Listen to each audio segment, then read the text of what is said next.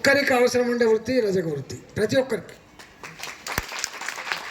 ప్రతి ఒక్కరికి అవసరం. ఇంకా మహిళలకు ఉండకపోవచ్చు నాయి బ్రాహ్మణ వృత్తి.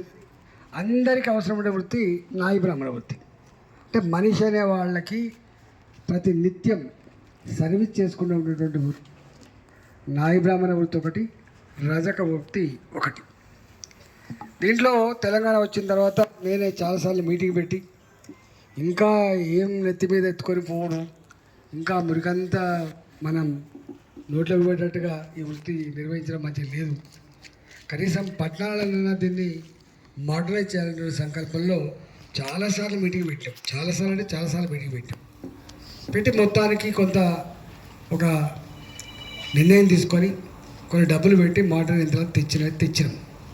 కానీ అవి సంపూర్ణంగా అమలయ్యే విషయంలో ఆచరణలో కొన్ని వైఫల్యాలు ఉన్నాయి. అవి మీరు ఇప్పుడుగా చెప్పారు. అంటే ఇవాళ దోబిఘాట్లు అనేటివి ఎకరం ఉన్నా 2 ఎకరాలున్నా 10 గుంటలున్నా 10 ఎకరాలున్నా కూడా అది ప్రజలకు సేవ చేసే కేంద్రమే తప్ప మనకు సేవ చేసే కేంద్రం కాదు. అది ప్రజలకు సేవ చేసే. ఇవాళ మనం ప్రజల బట్టలు తీసుకుపోయి గా మూసిలో ఉతికితే గా మూసిలో ఆరేస్తే ఎట్లుంటుంది? మనం మంచిగా దోబిఘాట్ల కాడ మంచినీళ్ళ కాడ మిషన్లలో పిండి మంచిగా ఆరేసి తిరిగితే ఎట్లుంటుంది మీరు ఒకసారి చూడండి. అంటే ఎంత అంటే ప్రజలకు కనుక ఈ గొప్ప సర్వీస్ అందించకపోతే ఎట్లుంటుందో నేను దానికి చెప్పాల్సి అక్కర్లేదు.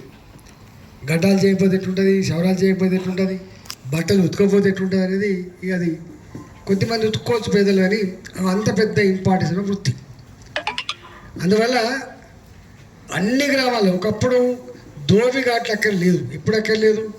ప్రతి ఊరికి చెరువు కుంటలు ఉండేది కాబట్టి ఆ ఊరికి మన రేవైంది, మన చాకి రేవైంది. చెరువే మన ఊరికి చాకి రేవైంది. ఇవాళ హైదరాబాద్లో మీరు చూసేటువంటి ఈ మల్కాయి పార్లమెంట్లో చెరువులన్నీ కూడా కొంత ఆక్రమణకు గురైన ఉన్నాయి. కానీ అవన్నీ కూడా కెమికల్ కాసారాలుగా